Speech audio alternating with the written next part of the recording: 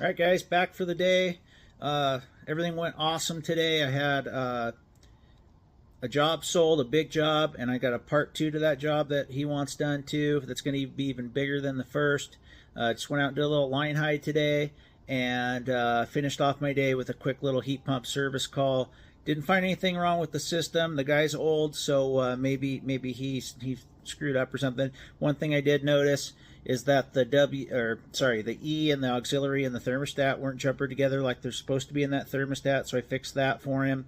So that way he doesn't have to put it into emergency heat during cold weather. It'll do what it's supposed to do with the heat pump and electric combined. So I'm rocking and rolling back in the field. Things are looking good. It's going to be a great winter, and yeah, enjoy today's video. Good morning, guys. Seton HVAC here. It is Saturday, November 9th, 2024. Working on a Saturday. No biggie. I took a lot of time off the last week or two. So I got a busy day today. I'm a little rare highway intro for you here. So I have a job that I sold that I've been talking about. It's down here in a kind of resort town called Sun River, Oregon. Up here in the mountains in Central Oregon. So I'm going down here to pick up a check, get a proposal signed. It's a big 5-zone ductless system that I'm going to probably be doing within a couple weeks. And I might just camp out down here, find a place to stay, and bust it out in 2 or 3 days by myself. Hopefully, work long days, which I kind of need to do from time to time, you know. So I'm picking up a check and signing a proposal, and then so they have this is the ductless I'm doing. This is a big house, and if you go back, I'll put a link in the description of the original video when I was out here. It's a big house, so that's only going to handle the downstairs. So the upstairs, they have this god-awful, well, let me backtrack. They have 2 split system, ducted systems already, one for up, one for down, and the ductwork's just total shit show. So that's all going to get yanked out. That's why I'm doing the ductless downstairs. But in addition to those, they put a rooftop unit on the flat part of the roof on this house, which is just god-awfully ugly and stupid. So what I'm going to do, so they were saying that the rooftop unit wasn't working. So I'm gonna check it out while I'm there, and then if I deem that it's not repairable, or that I just think it's better to go with a split or something for up there, and do some duct changes, etc., then that's what we're gonna do. So it must be that guy's truck that stinks. Hope it's not mine. So that's what we're going to do. So I'll get some shots out there for you of me working on this rooftop unit. Thanks, guys. I'll see you out there. All right, if you guys watched my other video, you remember this house, right? So that rooftop unit sits up there. So I'm probably going to get an extension ladder to there, and then I'll get another extension ladder up to there. What a stupid place to put it on a house like this, huh? And why even do that? It's a Band-Aid fix. Fix the systems that are in there. Don't just add to it. That's why we're going to yank those splits out and do a ductless in there. Upstairs, we're going to figure out. I'm going to see if this guy works first. So first thing I'm going to do is go inside and turn the thermostat on, and then I'll get my ladder set up. Possibly. I want to see if we got some air coming out if the thing comes on. Yeah, look at this, guys. A big old, nice, rich house, and look at these thermostats that are in here. Same one over here for the rooftop unit, I believe. So if you look up here, we got a supply there, pretty damn close to the return, and then we have another supply there. And then we got a supply there. That's a speaker. And then another supply down there. So Probably just not enough diffusers in here. see what it looks like up here. I don't know if you can get in. I don't know if you can get in there or not. But I know you can get here. Even to make these guys bigger would help. So I just got to assess the whole thing. So let's flip this thermostat on and see what we got. Sorry, I'm a little raspy. My daughter has something, and of course, as soon as I get over my other sickness, something else happens. So I need a doctor's visits in order soon. Let's turn this thermostat on and see what we got. And that's a filter grill, so I'll have to get up there and see what's going on. I didn't bring my 6-foot step ladder or my 8-foot. I just didn't think of that, but that filter probably needs to get looked at, I'm sure. I'd probably get my little blue extension ladder up there. I'll just have to put some foam on it or something. And it looks like I don't have to set that ladder outside. It's pretty open, big area up here. I'll just drag my 16-foot step extension ladder up so I can get up there to the rooftop unit. But I don't hear anything going on. I flipped the stat on, so it's time to grab that extension ladder, head up top. All right, guys, I got my ladder set up. I guess I can just climb right through that little dumb detail. Got my impact drill, got my meter, which has some jumpers in there, lineman's pliers, and some gloves. See what I can find out with just those basic tools. I'm kind of laying low. I may not head up there yet because the homeowner's almost here. I'll get that paperwork signed. He flew in on a late flight last night, so he probably just wants to sign that paperwork, get back out of here.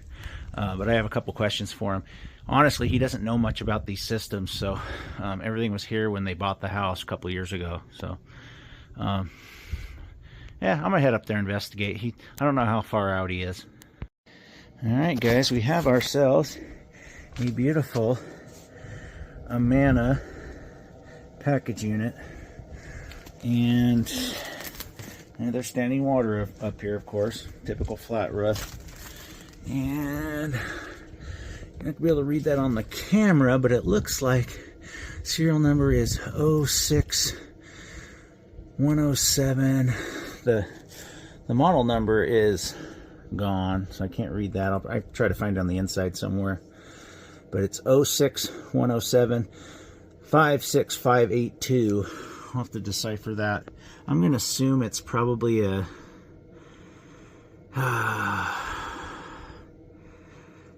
There's no way this is a 2010. I'd say a 2006 or a 2007 if I were a betting man.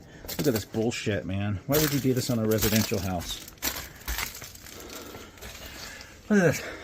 So you got your supply transitions here. You tapped off. That's a big no-no. That ain't going to get any air. Air's going to fly right by that. And that runs over. That must run in. I wonder if there's a way to get up into this soffitted area. What fucking idiot did this stuff? Sorry about my language. And he didn't even use the full... Look at they didn't use transitions or anything. No wonder. Yeah, this is all junk. This is a total rehab. Yeah, this thing's going away. I'm not even going to try to get this thing working. Piece of junk. Because look at the duct. They didn't even use the proper knot. They just cut out part of the place. They didn't do transitions or anything. No way. No way, Jose. Look at this nonsense, guys. Yeah, that's going to get you some good airflow. And then, save for the fact the unit doesn't even come on. Look at this crap. Oh, so he used... What the hell did he do? There must have been another package unit here before. Look how they hack. What are they doing? They didn't want to build transitions. They didn't want to take the joints loose here and do proper transitions. And then this nonsense. Oh, man. I gotta think about what the heck I want to do here.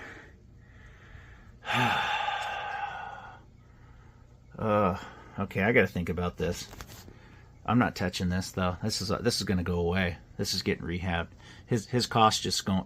I mean, this is just adding up dollar signs big time. What a stupid uninsulated duct up here, just taped and painted. Sickening. Just absolutely sickening. There's no chance of this ever gonna work. Look, yeah, there's no sound line in there. Oh, man, I could look at this for hours.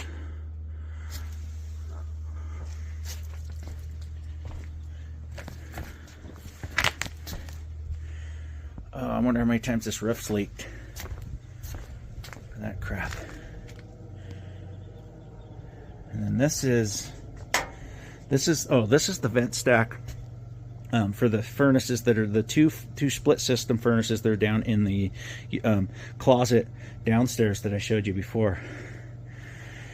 Whoever thought this was a good idea needs to find something else to do. Yeah, I'm not doing anything with this. It's a total rehab. Total rehab. Even if I get it working, it ain't gonna work right. Well, I want to mention something else to you too, guys. We're right next to the golf course. A couple golf balls up there.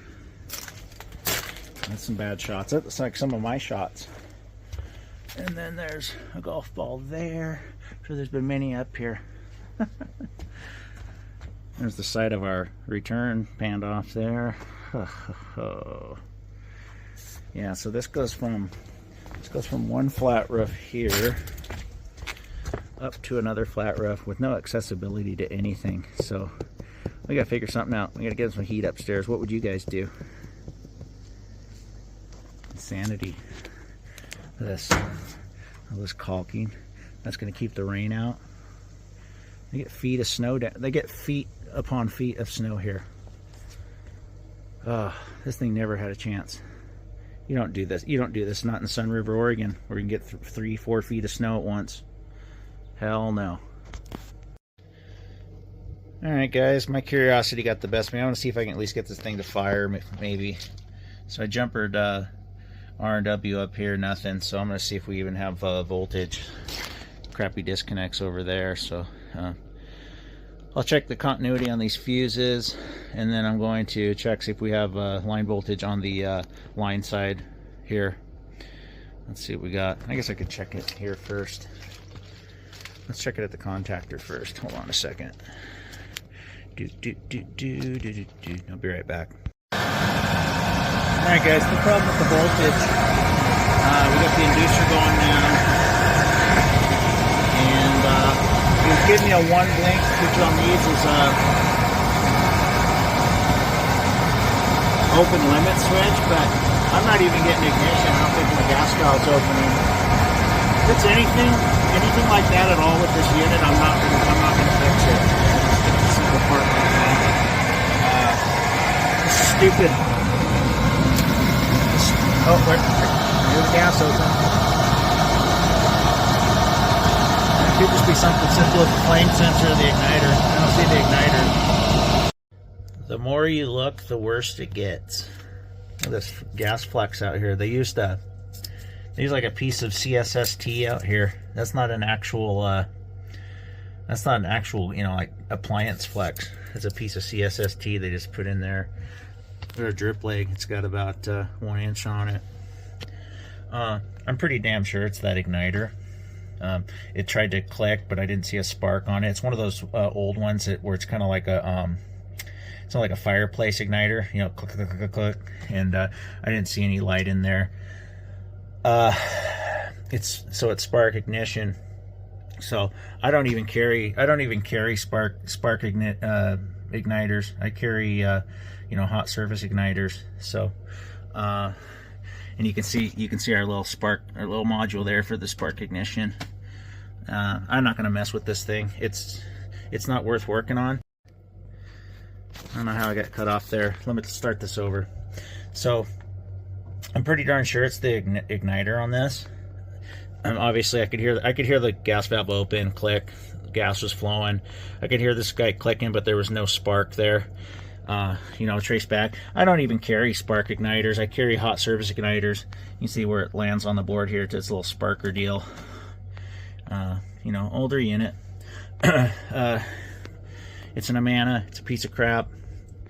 We got shitty ductwork that doesn't work. So we'll have to come up with a new solution for him here. So I'm gonna button this thing up, get back to the drawing board, wait for the homeowner to get here and talk to him about it. Okay, guys, I'm going to preface myself here, or cover my ass with you guys, because I know you guys will say something. So, a lot of you are going to say, hey, why don't you just replace that igniter, get it going for them? I don't want to be married to this thing. I don't want to have any part, you know, because what's going to happen is I'm going to fix it. Something else is going to go wrong. You're going to say, hey, you fix this, and it's still not heating the place. We're going to do something new. We're going to rehab it. These people have the money to do it. He didn't blink at my first phase that I'm going to do downstairs. So let's do right by him and get him something that's going to work, okay? I mean, the only thing is a piece of crap. It's got one screw. Every other screw's missing. Look at this. Leak, leak, leak, leak, leak, leak, leak, leak. I mean, it's missing all the screws. Give me a break. Whoever's been working on this needs to get out of the industry and go bag groceries at Safeway. All right, last thing I want to say, I'm getting off this roof now, and I'll wait for him. All right, guys, pulling on out of this place. So the homeowner showed up right after that last little video I did. So we basically just shot the shit. He was a pretty cool guy. He knows he's gonna have to spend some money on that upstairs. We're not gonna mess with that rooftop unit. So what we're gonna do is we're going to take that rooftop unit off. And then what I can do is I can go through that filter grill that's already up there and kind of assess how that ductwork looks up there. So then what we're going to do is, once that rooftop unit's off, we're going to set another heat pump up there, ductless heat pump, while we pull that rooftop unit off. So we just have to pay for the crane once. I'm going to use the ducts that go through. We're going to rehab those out, yank them out, and I'm going to have to cut some sort of access hole into that quasi-attic area. We're going to put a ductless unit up there, okay, up above that that soffitted area, that fake attic area, and we're going to connect it to those two big supply ducts that are running into the into the ceiling, into that high ceiling. Then what we're going to do is we are going to put a high wall, another wall ductless unit on that side wall kind of area, a big one to get some good airflow going into. Hold on a second, I'm turning the wrong way. I'll talk to you guys about it at my outro today. Let me get on the road, get going. All right, guys, now that I got situated here, I know where I'm at. So, yeah, so we're going to do another ductless system. This one's going to have a little bit of duct with it on that upstairs, and it's going to be very, very, very spendy, but I kind of knew it was going to be. But let's make this right for him. Real nice guy. We're going to hook him up. So let's put a bow on that one for now. So I'm headed off now up to Madras, which is about an hour drive, Madras, Oregon, a little town I like. We're going to go do some, just a little piece of line height for this guy. This is that 5-zone. This is before I started doing videos, I think. It's another 5-zone system I did. Turned out real nice. I'm just going to go he had to move a window shaker out of the way. So I'm just going to go put a little line height up for him, nothing special. Going to do that real quick, and then I'm heading out to a place called Crooked River Ranch that I am going to go look at a heat pump that's not working. So that'll finish out my day. I'll get some shots probably on the heat pump, probably not when I stop to do this quick little line height. We will see. I'll see you out there. Quick little vertical video here. Don't feel like switching out my mount where I'm at in this area.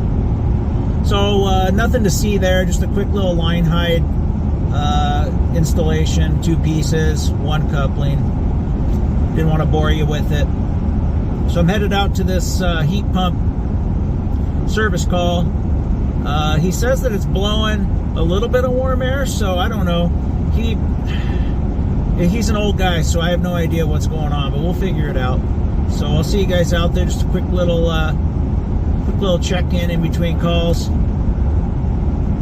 It is currently about 2 p.m. Got another about half hour to get out there. So, you know, guys like Joe Shearer who say I don't work, this is for you, buddy. All right, let's see what the model number is of this guy. 2.5 ton, 2001. Let's put the thermostat on a call for heat. I'll be back to it. Okay, compressors running, fans running. Line's getting warm, hot. Oh, XC1000. Throw some gauges on here and see what we got. Okay, so we know it's R22, so we're at about 220 and 57. Nice thing about the train, we get these little heating charts for pressures. So I need to get our outdoor temp and see where we're at. That guy right there. These two charts here.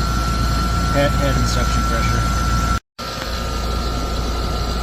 Okay, we got 56 degree outdoor temperature, 224 head, 58 true suction.